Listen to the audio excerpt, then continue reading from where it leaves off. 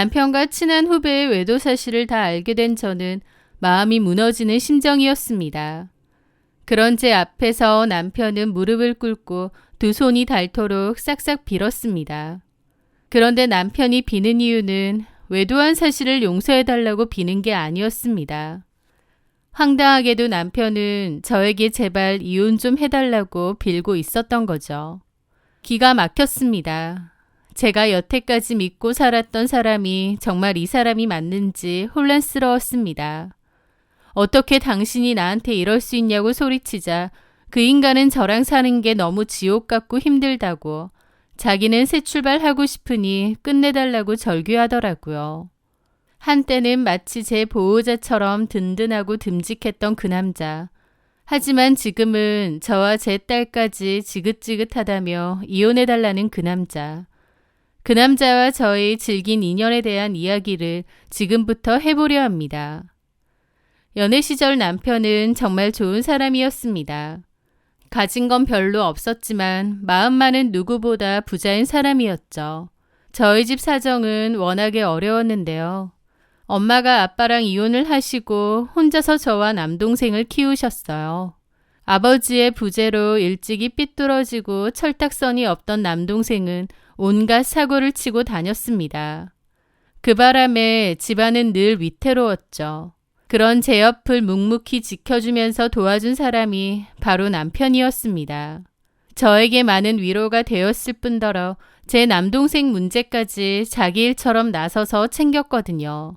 엄마 말도 제 말도 안 듣던 남동생이 유일하게 마음을 연 사람이 바로 남편이었죠. 파출소에 사고친 동생을 데리러 가는 것도 남편이었고 말없이 동생과 함께 밤새도록 거리를 걸어주던 것도 남편이었습니다. 남편이 진심으로 동생을 대하자 동생은 서서히 방황을 멈췄습니다. 동생은 저희 남편을 몹시 잘 따랐고 저한테도 세상에 그런 사람 없다는 소리를 곧잘 했죠. 저희 엄마도 그런 제 남친을 정말 좋은 사람이라고 말씀해 주셨습니다. 세상에 이렇게 착하고 인성 좋은 사람 만나기 힘들다면서 결혼해서 제가 행복한 가정을 꾸릴 수 있을 것이라며 기대를 많이 하셨죠. 남자친구와 저는 같은 대학교에 다니지는 않았지만 서로의 학교 친구, 선후배 등 모르는 사람이 없었습니다. 서로의 학교 도서관에 가서 함께 공부도 했고 각자의 친구들과 다 같이 어울려 지냈거든요. 남자친구는 섬세하고 남을 배려하는 성격 때문인지 주변의 선후배도 참 잘 챙겨주긴 했었어요. 그래서 남친 주변에는 항상 사람들이 많았고 그 사람들이 힘든 일이 있으면 남친에게 연락도 많이 했었습니다.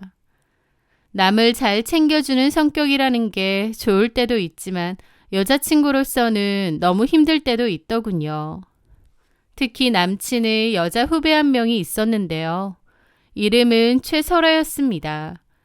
그런데 남친이 그 여자 후배를 너무 챙겨주고 친밀하게 지내는 것을 알게 되었어요.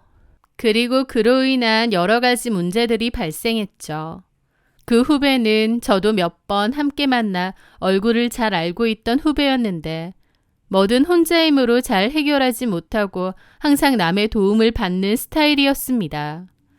그리고 그 도움은 주로 제 남친에게 많이 했습니다. 그 여자애는 옷차림새도 핸드백도 모두 명품으로 가지고 다녔었고 대학생의 나이에 차도 끌고 다닐 정도로 부유한 집안의 여자였습니다. 그런데 남친 말로는 멘탈이 유약하다고 하고 그래서 손이 많이 가는 후배라고도 했죠. 이해하려고 했는데 저랑 만날 때까지도 그 후배 여자애를 챙기는 겁니다. 미안해. 내가 좀 가봐야 할 것 같아서 이따가 연락할게. 저는 화가 나서 따졌죠. 오빠, 오늘은 나랑도 중요한 날이잖아. 2달 전에 이미 약속해놓은 날이라고. 꼭 가야 돼? 매번 보니까 중요한 일로 부르는 것도 아니더만. 걔가 뭐 안 좋은 일이 있나 봐. 내가 잠깐 들러서 무슨 일인지 대충 해결만 해주고 돌아올게. 남친은 제게 미안하다고 하고 끝내 그 여자 후배에게 달려갔어요. 그리고는 몇 시간이 지나도록 연락이 없었고 제가 전화를 걸어도 받지 않았죠. 저는 너무 화도 나고 비참하기도 하고 여러 가지 생각이 들더군요. 다음 날 남친이 제 학교에 찾아와 용서를 빌었는데 화는 났지만 여태껏 그래왔듯이 그날도 물 흐르듯이 그냥 넘어가 주었습니다. 그런데 그로부터 며칠 후 남친의 학교 친구들과 만나는 자리가 있었는데 그곳에서 그날의 일을 이야기하는 겁니다. 남친과 그 여자 후배는 그날 단둘이 술집에서 옆자리에 앉아 있었고 제 남친이 그녀를 안아주기까지 했다는 거예요. 너무 기가 막히고 황당해서 남친에게 헤어지자고 처음으로 말했는데 남친은 그때 제게 무릎까지 꿇으면서 빌었습니다. 민정아, 그게 아니야. 안아준 게 아니라 걔가 하도 힘들다고 울길래 그저 토닥토닥 해준 것 뿐이라고. 걔네가 일부러 심하게 얘기한 거라니까. 오해하지 마, 어? 오해? 오해는 무슨 오해? 사실이잖아. 오빠는 나와의 약속을 어겼고 그 여자랑 단둘이 새벽까지 있으면서 내 전화 피하고 양다리야 뭐야? 그렇게 걔가 좋으면 걔랑 연애를 해. 그때 저는 너무 화가 치밀어 올라서 끝내려고 했지만 남친은 제게 끝까지 용서를 구했고 결국 일주일 만에 저희는 다시 화를 풀고 이전의 모습으로 돌아갔었습니다. 하지만 그 남친의 여자 후배는 계속 마음에 걸렸죠. 약한 척, 힘든 척 하면서 그 후로도 남친에게 지속적으로 연락이 왔고 급기야 남친은 그 여자 후배의 연락이 안 온 척 제게 거짓말을 하기도 했습니다. 저는 그걸 알면서도 더 이상 싸우고 싶지도 않고 남친을 너무 구속하고 싶지 않았습니다. 그래서 그냥 신경을 안 쓰려고 했죠. 어느 순간부터 그 여자애도 다른 남자가 생겼다며 더 이상 연락이 안 오는 것 같았고 저도 마음을 좀 놓았던 것 같아요. 대학 졸업 이후 저는 중소기업에 취직을 했고 남친은 대기업 입사 준비를 했습니다.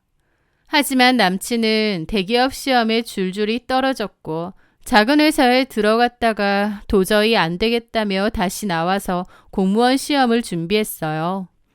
그 기간이 몇 년이나 되었기 때문에 저도 남친도 조금씩 지쳐가고 있긴 했습니다. 제 생각엔 아마 이때부터 뭔가 이상해졌던 것 같아요. 공부를 한답시고 제게 연락도 잘 안 했고 데이트를 자주 하지도 못했었는데 알고 보니 그때 그 여자 후배랑 함께 도서관에서 공부를 하고 있었습니다. 저는 그 사실을 알게 되었고 또 한 번 남친에게 따졌는데 이번에는 남친도 한숨을 쉬더라고요. 걔랑 나랑 그냥 도서관에서 같이 공부하는 것 뿐이잖아. 내가 지금 얼마나 열심히 하는지 안 보여? 지금 그런 쓸데없는 생각해서 사람 의심하고. 공부를 할 거면 혼자 하면 되지. 왜 꼭 걔랑 같이 해야 되냐고. 네가 내 마음을 알기나 하겠냐? 그러니까 이렇게 답답한 소리나 하는 거지. 남친은 많이 지쳐있는 것 같았어요. 그리고 제가 이런 오해를 하는 것 자체를 더 이상은 이해하기 힘들다고 말했습니다. 그때 저희가 연애를 한 지 7년이라는 시간이 지났을 때니 이렇게 나올 만도 했겠죠. 그 후로도 몇 번 크고 작은 다툼이 이어졌고 저는 급기야 헤어질 생각까지도 했었습니다. 하지만 그때 제 남동생이 저를 말렸어요. 누나, 내가 이렇게 마음 다잡고 사람 구실하며 살고 있는 거 다 형 때문인 거 알잖아. 나 그때 형 아니었으면 아직도... 어쨌든 누나가 그러면 안 되지. 형이 우리한테 얼마나 잘했는데. 그건 아는데 그 여자애랑 계속 만나고 그런다니까 나도 너무 지쳐. 누나, 그런 거 좀 이해해줘. 상현이 형 성격 알잖아. 남 잘 챙기고. 그러니까 우리 가족도 자기 가족처럼 챙기고 나한테도 그렇게 한 거야. 내 보기엔 그 여자한테 별 생각이 있는 게 아니라 그 형 원래 성격이 그래. 누나가 생각하는 그런 거 아닐 거야. 그렇게 남 챙기고 정 많은 사람이니까 나한테도 그렇게 한 거지. 누나 그 형이랑 헤어지면 더 나은 사람 만날 수 있을 것 같아? 상현이 형은 누나한테는 베스트라고. 어느새 남동생은 제 남친에 대한 믿음이 강하게 자리 잡혀 있었고 제게 절대 헤어지지 말라는 말까지 했습니다. 엄마와 남동생의 적극적인 권유로 저는 남친과의 몇 번의 고비를 넘겼지만 결국 결혼을 하게 되었습니다. 사실 오랫동안 사귀면서 이미 여러 번 실망을 했고 관계를 끝냈어야 했는데 결국 정과 의리 때문에 결혼까지 한 것 같아요. 어쨌든 저희는 결혼했는데 남편은 그때까지도 공무원 시험에 합격하지 못했기에 아르바이트를 했던 상황이었습니다. 집안의 생계는 제가 거의 책임을 지고 있었고요. 대출로 시작한 살림이니 어떻게든 돈을 아껴야만 했었죠. 남편은 결국 공무원 시험을 포기하고 작은 회사에 취업을 했습니다. 그런데 남편은 그 회사가 마음에 안 들고 이렇게 사는 게 힘이 든다고 투덜대기 시작하더군요. 저는 투덜대는 남편을 위로하며 용기를 주었지만 남편은 점점 더 지쳐가는 듯한 모습이었습니다. 저희 사이에는 아이도 있었는데 오히려 결혼 생활이 이어질수록 남편은 점점 밖에서 보내는 시간이 많아졌습니다. 남편은 아이에게도 시큰둥했고 회사 일이 힘들다는 소리만 반복했죠. 바보같이 남편이 정말 힘들고 바빠서 그런 줄만 알고 한약까지 지어서 열심히 먹였고 남편에게는 좋은 화장품, 좋은 옷을 사주려 노력했습니다. 하지만 제 노력에도 남편의 반응은 정말 냉담했습니다. 남편은 나아질 기미가 없어 보이는 우리 형편이 구질구질해 보이고 싫다고 했어요. 남편과 저 둘 다 맞벌이를 하고 있었고 대출이 많긴 하지만 조금씩 갚고 있었고 그리 나쁜 상황은 아니었는데도 남편은 늘 불평불만이었죠. 저는 살림살이에 좀 보탬이 됐으면 해서 주말에는 집 앞 반찬 가게에서 아르바이트도 좀 했습니다. 그런데 남편은 그런 제가 창피하다며 음식 냄새 난다는 말까지도 하는 거예요. 아주 옷이랑 온 집안에 음식물 냄새가 진동을 하네. 역하다 역해. 무슨 말을 그렇게 해. 나는 한 푼이라도 더 벌려고 일하는 건데. 그래, 내가 죽일 놈이네. 나같이 능력 없는 놈 만나서 당신이 한 푼이라도 더 벌려고 고생하는 거지. 도대체 왜 자꾸 그러는 거야? 이렇게 사는 거 구질구질 짜증나서 그래. 부모라도 잘 만났어야 되는데. 그만하자. 무슨 말을 하겠냐. 남편의 표현은 점점 더 거칠어지기 시작했습니다. 남편은 저희 집, 자기가 다니는 회사까지 다 마음에 안 들어 했습니다. 급기야 저와 저의 집안을 모독하는 발언까지도 서슴지 않고 하는 거예요. 저도 화가 아주 많이 났고 한동안 친정에 가 있기도 했습니다. 그런데 그 시기 동안 남편은 제게 전화 한 통 하지 않았습니다. 뭔가 이상한 느낌이 들었죠. 그 와중에도 엄마는 제 남편 편을 들었습니다. 엄마는 과거에 아빠와 이혼을 하고 고생을 많이 하셨기에 이혼만은 절대 안 된다고 극구 반대를 하셨어요. 엄마 꼴을 봐라. 네 아빠랑 이혼하고 네 동생 어떻게 컸니? 그리고 엄마가 얼마나 고생한지 너 잘 알지? 그러니까 이혼 생각은 꿈에도 하지 마. 남편이 저에게 사과도 안 했지만 아이가 아빠를 찾는 데다 엄마도 돌아가라고 해서 어쩔 수 없이 집으로 들어갔습니다. 남편과 제 사이는 몹시 안 좋았고 냉랭했어요. 남편은 마치 마음이 딴 데 가 있는 사람처럼 굴었습니다. 자기는 이렇게 살 사람이 아닌데 마치 저 때문에 이렇게 구질구질 산다고 생각하는 것 같았죠. 그런데 얼마 후 남동생에게서 충격적인 이야기를 전해 듣게 되었습니다. 제 남편이 어떤 여자와 다정하게 회사 앞에서 만나 근처 술집으로 가는 모습을 보았다는 거예요. 남동생도 충격이 꽤 큰 모양이었죠. 매형한테 누나랑 잘 좀 풀어보라고 말하려고 회사에 찾아갔거든. 그런데 회사 앞에서 보니 매형이 어떤 여자랑 만나서 다정하게 어딜 가는 거야. 뭔가 싶어서 내가 몰래 따라갔더니 어떤 술집에 들어가더라고. 보통 사이 아닌 것 같던데. 일단 내가 사진 그때 찍어놓은 게 있거든. 한번 봐봐. 좀 흔들렸는데 얼굴은 찍혔으니 누나가 아는 사람이면 알아챌 수 있을 거야. 남동생은 흔들린 사진 한 장을 제게 보냈습니다. 저 멀리서 어떤 여자와 다정하게 지나가고 있는 사진이었는데 자세히 확대해서 쳐다보니 어디서 많이 낯이 익은 여자였습니다. 큰 키에 긴 생머리를 한 여자는 명품백을 든 그 여자. 잠시 후 저는 그녀가 누군지 알게 되었습니다.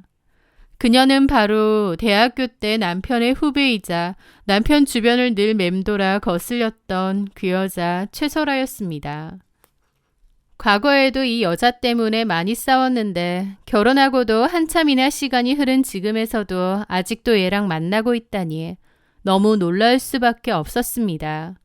그리고 더불어 요즘 남편의 행동들이 혹시 이 여자의 때문인가 싶어서 너무 화가 나더라고요. 결국 남편에게 전화를 걸어 소리를 질렀죠. 그러자 남편은 저를 비웃듯 콧방귀를 끼면서 이해할 수 없다고 말을 하는 겁니다. 와, 하다 남의 뒤까지 발려? 걔 대학교 후배인 거 몰라? 어떻게 이런 것까지 간섭하고 미행까지 하냐? 진짜 지긋지긋하다. 걔가 일 좀 도와줘서 고맙다고 밥 한 끼 사준 건데 그게 뭐가 되냐고. 진짜 지긋지긋하다 너. 라면서 지가 더 열을 내더니 그날부로 집에 돌아오지 않았습니다. 이틀 뒤에 다시 돌아왔는데 그때부턴 거의 말도 안 하고 냉전 상태로 지냈어요. 풀지도 않고 그렇게 거의 남남처럼 1년을 보냈습니다. 정말 필요한 얘기만 하고요. 그게 가능하냐는 사람도 있겠지만 제가 살아보니 가능하더라고요. 그런데 언젠가부터 남편에게는 옷차림과 구두, 시계까지 명품이 많이 생겼습니다. 어디서 났느냐, 무슨 돈으로 샀느냐고 따져 물어보아도 남편은 가타부타 제대로 대답도 하지 않았습니다. 그리고 남편이 술에 찌들어 집에 들어온 어느 새벽에 드디어 문제가 발생했죠. 남편의 핸드폰 진동 소리가 제 잠을 깨웠고 거래처 김 사장이라고 쓰여 있더군요. 이 새벽에 급한 일인가 싶어서 대신 말해주려고 통화 버튼을 눌렀는데 어떤 여자인 겁니다. 오빠, 오늘 같이 있어준다고 했잖아. 왜 들어간 거야? 와이프 진짜 진절머리 난다며. 얼른 다시 와. 나 우리 아빠한테 다 말했어. 오빠 유학도 같이 보내준대. 나랑 같이 유학 가서 새 출발하자. 그러면 되잖아, 오빠. 라는데 심장이 철렁했습니다.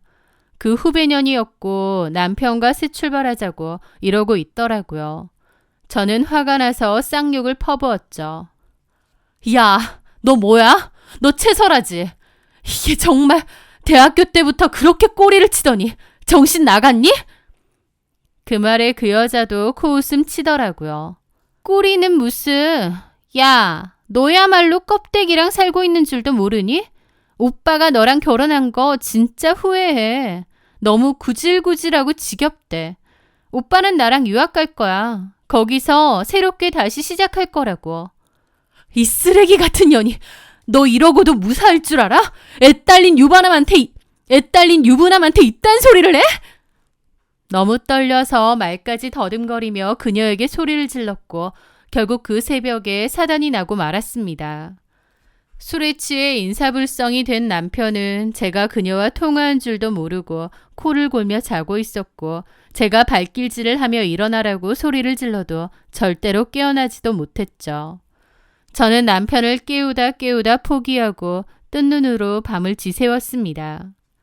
다음 날 남편이 눈 뜨자마자 따져 물었습니다. 그런데 남편은 아무 말도 하지 않고 거의 1시간가량을 땅만 보고 있더라고요. 그러더니 제게 먼저 이혼을 하자는 말을 하는 겁니다. 자기는 이렇게 사는 인생이 너무 지겹고 진짜 자기 인생이 아닌 것처럼 느껴진대요. 자기는 이렇게 구질구질하게 살고 싶지 않고 화려하고 행복하게 멋지게 살고 싶답니다. 그런데 저랑 결혼해서 다 망쳐버린 것 같다면서 다시 되돌리고 싶대요. 되돌릴 수 있는 방법이 그 여자고요. 채설아 그 여자가 남편에게 같이 유학 가자고 그리고 돌아와서 자기 아버지 회사에서 일하라고 했답니다. 자기는 채설아랑 새로운 인생을 살고 싶다는 말을 하더군요. 어찌나 기가 막히고 황당하던지 웃음밖에 나오지 않았어요. 자신은 새 출발하고 싶으니 놓아달라는 말을 하더군요. 그러면서 무릎 꿇고 비는 겁니다. 바람펴서 미안하다 용서해달라고 비는 게 아니라 이혼해달라고 비는 거였죠. 그걸 보는 제 마음이 얼마나 참담했겠나요. 저는 이를 악물며 말했죠. 참 더럽네 이 상황이. 야, 내가 어떻게든 이 가정 지켜보려고 너 이해하려고 가진 노력 다 했는데 너는 고작 새 출발하고 싶고 더 멋들어지게 살고 싶어서 이혼하자는 소리를 해? 이럴 거면 내가 아니라 그년이랑 결혼하지 왜 나한테 결혼하자고 했어? 그때는 그년이 결혼 안 해준다고 했나 보지? 근데 이제 와서 남의 떡이 커 보인다고 유부남인 너랑 놀아나고 새장가 오라고 하니까 눈이 뒤집히디? 그 말에 남편도 벌떡 일어나더라고요. 그래, 눈이 뒤집히더라. 내 평생 구경도 못 해본 좋은 옷, 좋은 차, 고급 식당 다 설아 때문에 해봤어. 근데 해보니까 그게 맞아 나한테. 나 그렇게 살아야 되는데 너한테 인생 잘못 저당 잡힌 것 같아. 뭐라고? 그걸 말이라고 하니? 어떻게 그런 말을 할 수가 있어? 나는 둘째치고 우리 서연이는 자식 생각은 눈꼽만치도 안 해? 모르겠고 이제 이런 거 다 지긋지긋하다. 앞으로는 나 혼자만 생각하고 살 거야. 적당히 너랑 결혼해서 이렇게 살면 된다고 생각했는데 설아 만나고 보는 세상이 달라지고 시야가 확 트였어. 아, 이런 세상도 있었는데 내가 너무 우물한 개구리였나 이제 알겠더라. 서연이는 네가 키워. 내가 양육비는 챙겨 보낼 테니. 저는 소리를 질렀습니다. 야, 이 등신아, 정신 차려. 걔가 뭐가 아쉬워서, 걔네 부모가 뭐가 아쉬워서 너같이 나이 처먹은 유부남한테 지원을 해주겠어. 너 그거 말도 안 되는 소린 것도 몰라? 그 말에 남편은 코웃음을 치더라고요. 이것 봐. 네가 평소에 나를 얼마나 무시했길래 그런 소리를 하냐? 미안하지만 전혀 아니야. 설아에게 나는 존경받는 멋진 남자라고. 걔네 부모님도 나 엄청 좋아하셔. 그게 현실이야. 네가 뭐라고 악을 쓰든. 남편의 말을 듣고는 정말 어안이 벙벙했습니다. 남편과 제가 싸우는 소리에 아이가 깨서 방으로 왔고 결국 부부싸움은 거기서 일단락이 되었습니다. 저는 하루 종일 반쯤 정신이 나간 상태로 멍하게 있었습니다. 바람핀 남편이 오히려 이혼을 요구하고 이렇게 살기 싫다는 이 상황, 너무 어처구니가 없었죠. 모든 사실을 알게 된 저희 친정엄마는 저 몰래 남편을 찾아가서 부탁까지 하셨나 보더라고요. 하지만 남편은 정말 잔인할 정도로 냉정하게 친정엄마를 거절했고 같이 간 남동생도 충격을 받고 화가 나서 주먹으로 남편을 흠씬 두들겨 패주었다고 들었습니다. 남편은 그 일을 꼬투리 잡아 네 남동생 콩밥 먹이기 싫으면 좋게 이혼하라고 협박했고요. 남동생은 콩밥 먹어도 되니 그 자식 죽여버린다는 소리까지 했습니다. 저만치나 남동생도 매형을 믿었던 만큼 배신감이 엄청난 것 같더라고요. 저는 남편에게 정도 다 떨어졌고 또 남동생을 생각해서 그냥 이혼하기로 했습니다. 남동생은 자기 때문이냐며 미안하다고 눈물까지 흘렸는데 저는 너 때문 아니라고 그런 인간하고 나도 더는 못 살겠어서 이혼하는 것뿐이라고 했습니다. 하지만 이혼하고 나서도 그때 일의 충격이 너무 컸고 사람에 대한 배신감 때문에 인생을 자포자기 하는 심정까지 되었습니다. 이혼이라는 과정이 사람을 얼마나 나락으로 떨어뜨리고 힘들게 하는지 그때 알게 되었죠. 아이는 아이대로 적응 못하고 저는 저대로 정신 못 차리고 있고 저희 모녀는 순식간에 나락으로 떨어지는 것 같았습니다. 제가 하도 정신을 못 차리고 있으니 친정엄마는 저희 모녀와 함께 살면서 챙겨주시기도 했어요. 그런 인간인지 모르고 결혼하라고 해서 미안하다고 하시면서요. 엄마가 알고 그러셨나요? 오랫동안 사귀고 결혼 후 살맛대고 살아온 저도 그 사람에 대해 다 몰랐는데요. 하루에도 몇 번씩 울었다 웃었다 미친년처럼 방황을 했습니다. 회사도 그만뒀고요. 그러다가 엄마와 남동생 손에 이끌려 정신과에 가서 진료를 받았습니다. 지독한 우울증에 걸렸더군요. 그 치료를 받으며 우울증 약을 처방받아 먹기 시작했습니다. 이혼 후 한 1년 동안은 수도 없이 방황하며 힘들어하기만 했어요. 그러던 어느 날 딸아이가 제게 말했습니다. 엄마, 우리 엄마는 세상에서 제일 멋지고 예쁜 엄마였는데 요즘은 왜 그래? 다시 우리 엄마 모습으로 돌아와 주면 안 돼? 딸아이의 말에 저도 눈물이 막 쏟아지더라고요. 미안하다. 정말 미안해.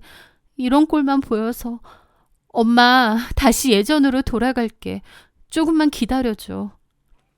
어린 딸아이를 생각해서라도 계속 그렇게 살 순 없었습니다.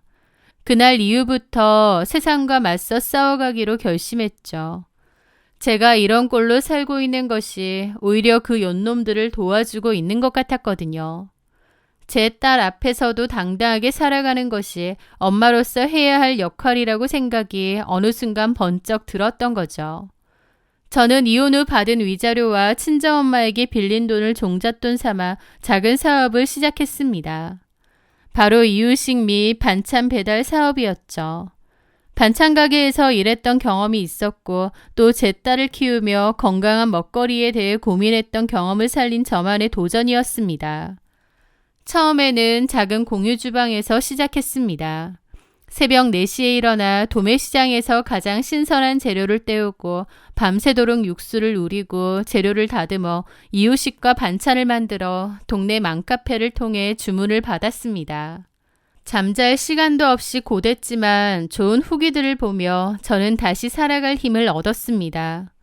정성과 진심이 담긴 제 음식은 엄마들 사이에서 금세 입소문이 났고 주문량이 감당할 수 없을 만큼 늘어났습니다.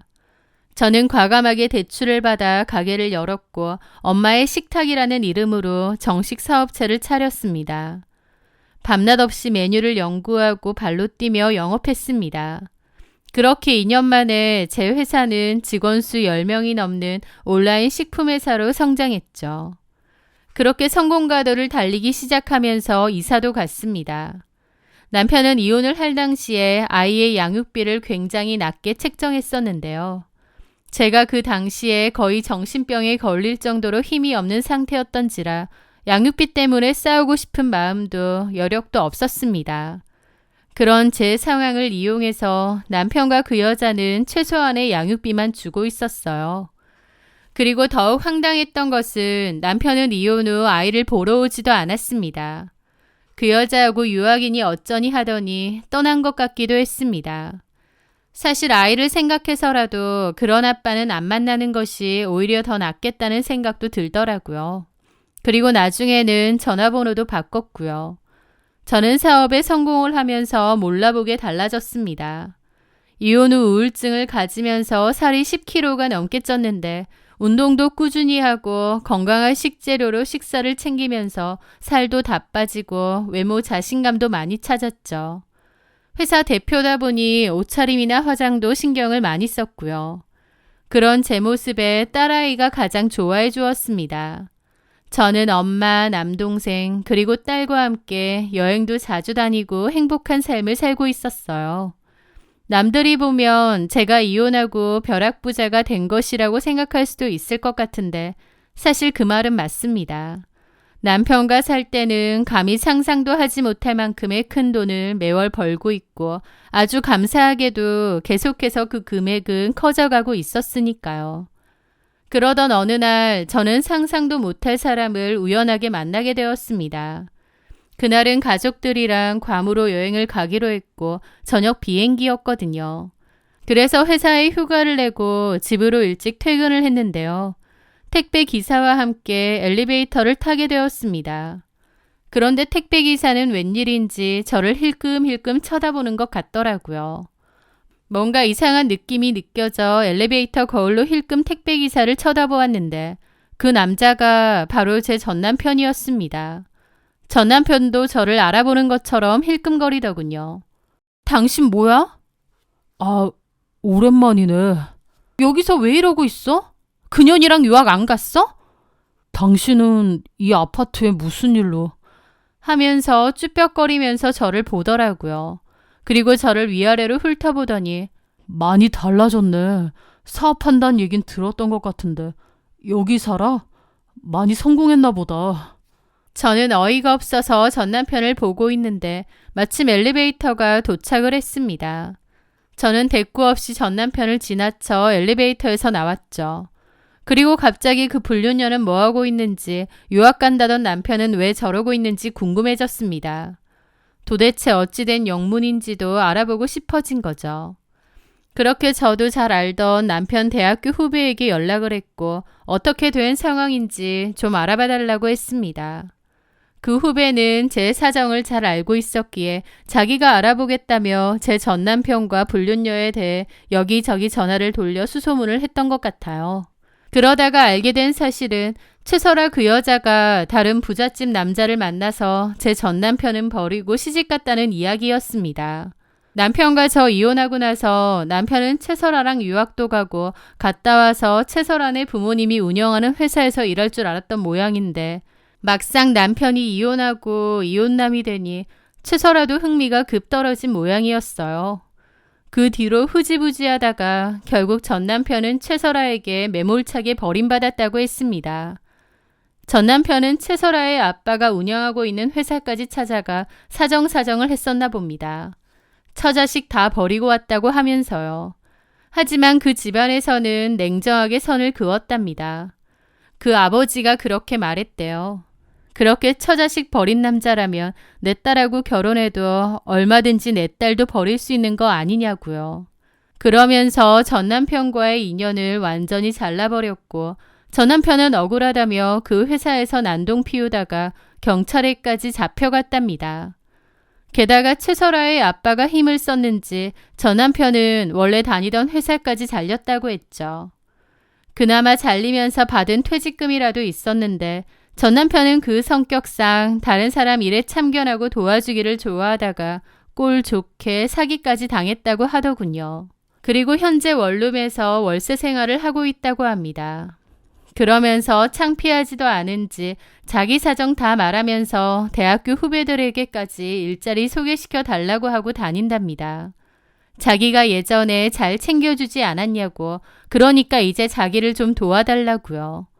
그런데 그 와중에 제대로 된 경력이나 기술은 없으면서 눈은 높아서 연봉만 높게 쳐달라고 하고 다닌다는데 회사 선후배들 사이에서도 안 좋게 소문 다 났답니다.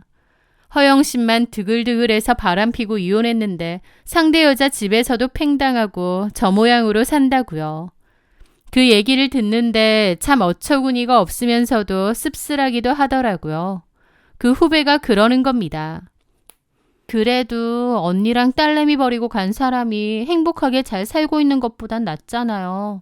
그 오빠 그러고 산다는 얘기를 들으니까 내 속이 다 시원해요. 그래, 거짓말 안 할게. 한편으로는 속이 시원하고 또 아이 아빠라는 생각하니까 한편으로는 씁쓸하고 그래. 어쨌든 알아봐줘서 고맙다. 후배에게 전해 들은 이야기를 곱씹어보니 마음이 참 복잡하더군요. 그 사람들이 미쳤다고 당신 같은 남자를 사위로 맞이하고 그렇게 다 퍼주겠냐고. 정신 차리라고요. 하지만 남편은 한치 앞날도 모르고 진짜 소중한 것들을 아무렇지 않게 다 버렸죠. 꼴 좋다 싶으면서도 그래도 아이 아빠라고 그렇게까지 망가졌다는 소식이 마냥 좋지만은 않더라고요. 남편은 이미 충분한 벌을 받고 있었습니다. 그 내연녀한테 버림받은 데다 사기까지 당해서 돈도 다 날리고 힘든 나날을 보내고 있었으니까요. 가끔 저를 보호자처럼 아껴주고 챙겨주던 과거의 모습이 떠오릅니다. 그때 그 모습만큼은 진심이라고 믿고 싶네요. 아름답고 행복했던 추억마저 거짓이라고 생각하고 싶지는 않거든요. 그날 저녁 저는 딸과 엄마와 함께 괌으로 떠났고 푹 쉬다가 왔습니다. 잠시 올려다본 오늘 하늘이 참 맑고 푸른 것 같더라고요. 저희 가족의 인생도 앞으로 이렇게 늘 맑은 날만 계속되길 바라며 이 이야기를 들어주시는 분들에게도 그러하길 바라겠습니다. 제 사연 들어주셔서 감사합니다.